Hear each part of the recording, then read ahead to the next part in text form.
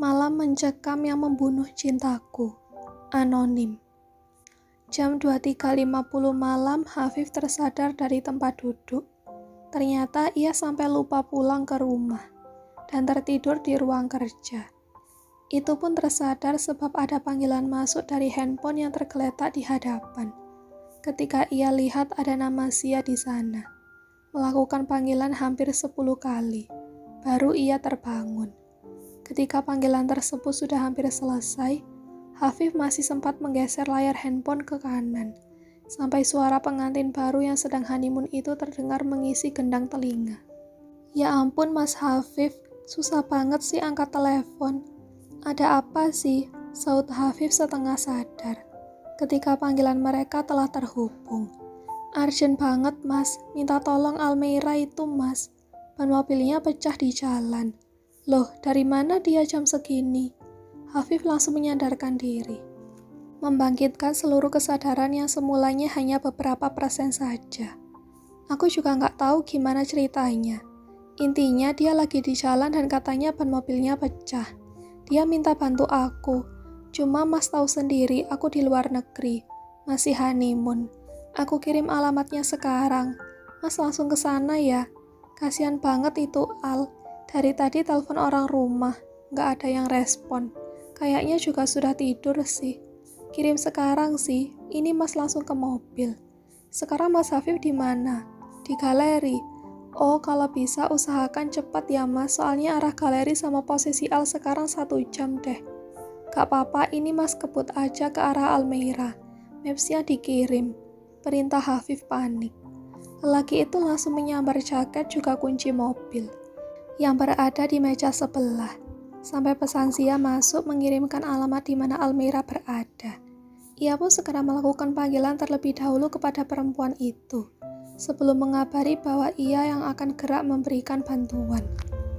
Tidak butuh waktu lama, panggilan Hafif telah disahut oleh Almeira dan lelaki itu mendengar suara isak tangis di seberang sana. Al, panggil Hafif khawatir. Sembari masuk ke dalam mobil, are you okay? Saya yang jemput kamu. Sia menelepon, katanya ban mobil kamu pecah. Iya mas, aku sendirian dan gak tahu harus minta tolong siapa. Tapi kamu tetap di dalam mobil kan? Iya mas, sejak tadi aku di dalam terus. Takut juga, sepi banget. Gak ada orang sama sekali. Almeira berusaha menahan tangis agar tidak meledak, tapi gagal. Insya Allah gak apa-apa Al, berdoa ke Allah ya. Minta diberi perlindungan sampai mas bisa ketemu kamu. Mas Hafif di mana? Mas baru gerak dari galeri Al. Agak jauh sih, Mas berusaha ngebut biar cepat sampai ya. Boleh nggak Mas panggilannya jangan dimatikan? Aku takut banget. Oke, ini Mas sudah arah ke tempat tujuan kamu kok. Makasih banyak Mas. Sepanjang perjalanan tidak ada percakapan yang terdengar. Hanya deru mobil milik Hafif yang begitu kencang. Sebab jalanan memang sudah benar-benar gelap malam dan sepi. Tentu ia sangat mengkhawatirkan Almeira. Bagaimana ceritanya perempuan itu pulang hanya sendirian. Hafif tahu betul kawasan tersebut memang jarang orang berlalu lalang, juga rawan sekali. Al, panggil Hafif lagi ketika angka panggilan terus berjalan. Namun di seberang sana tidak terdengar suara siapapun. Ya mas, sahutnya lembut. Kamu dinas malam atau ada urusan penting? Sampai jam segini baru pulang.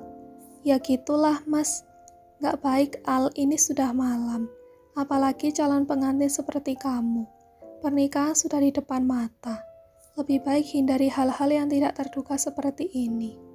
Iya mas, jawabnya pelan. Hafif pun tidak bisa lagi membuka pertanyaan, sebab respon Almeira yang sangat singkat. Seakan-akan ia tidak ingin memperpanjang masalah, yang membuat Hafif jadi tahu kepergiannya di jam larut malam seperti ini. Yang seharusnya perjalanan ditembus hampir 1 jam lebih, ternyata bagi Hafif dengan kecepatan mengemudi di luar kendali, ia bisa sampai di tempat Almeira sekitar 20 menit. Entah seperti apa ia mengendarai mobil. Bahkan rasanya ia sampai tidak sadar. Yang ia pastikan adalah suara Google Maps, mengatakan bahwa Hafif sudah berada di lokasi tujuan. Ia mendapati mobil perempuan itu memang berada di sana. Bahkan Almeira terlihat terduduk lemas di dalam. Hafif pun mengedarkan pandangan ke sekeliling, memastikan bahwa keadaan benar-benar aman, lalu keluar untuk menghampiri Almeira, yang sepertinya juga menyadari kehadiran Hafif saat ini. Lelaki itu pun langsung mengetuk pintu mobil, mendapati Almeira masih menangis dengan wajah pucat pasi. Al, gimana kalau mobilnya ditinggal saja? Kebetulan tadi Mas lihat di sebelah kanan ada hotel, gak jauh dari sini. Nanti biar Mas usaha cari orang untuk bantu derek mobil ke bengkel. Kalau keadaan sekarang susah juga, udah larut banget, gak banyak orang yang lewat sini. Gimana baiknya aja Mas, yang penting mobilnya dikunci. Besok pagi kita urus ya. Tapi aman kan Mas? Insya Allah aman. Kita percayakan ke Allah untuk jaga. Ini bukan arah kediaman orang tua kamu. Bisa sampai sini gimana, Al? Ya gitu, Mas. Jawabnya tanpa penjelasan. Gitu gimana? Ya udah, ayo naik dulu. Ajak Hafif pada Almeira. Mas, kita nggak usah pulang ke rumah ya. Loh, terus? Tanya Hafif kaget.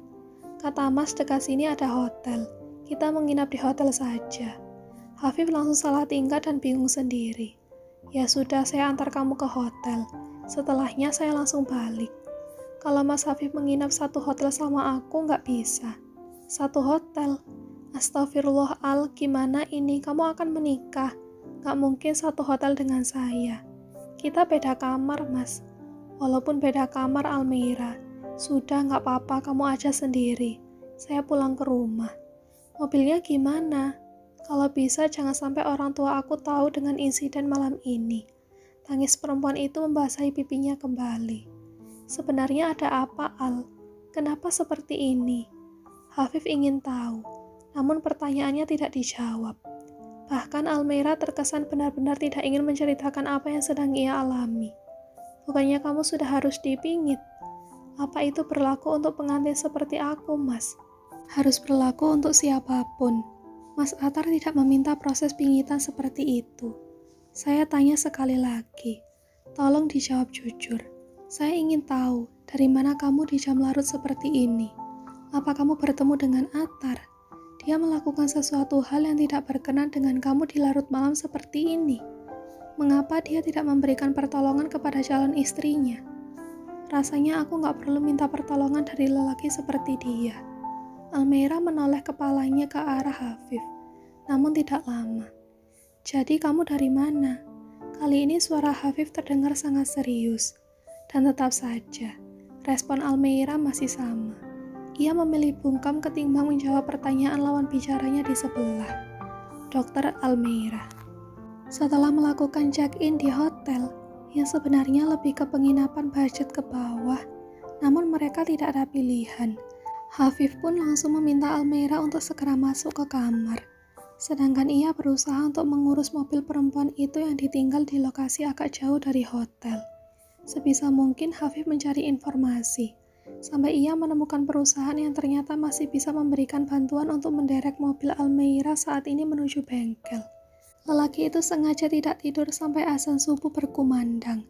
Segera sholat berjamaah dan langsung menuju ke bengkel, di mana yang mulanya bengkel mobil tersebut masih tutup, namun ternyata rezeki sekali ketika sholat di masjid, Hafif bertemu dengan pemilik bengkel tersebut, sehingga ia bisa meminta bantuan untuk memperbaiki mobil Almeira.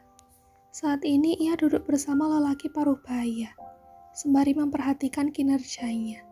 Ini mobil Mas sendiri, sepertinya dibawa oleh cewek Mas. Bukan mobil saya, Pak, memang yang punya seorang perempuan. Oh alah, istrinya Thomas. Hafif tertawa kecil, duduk di sebelah lelaki yang bernama Pak Tono. Bukan istri saya, Pak. Lalu? Ya perempuan yang saya kenal saja. Memangnya dari mana, Mas? Dari area Sudirman sana, Pak.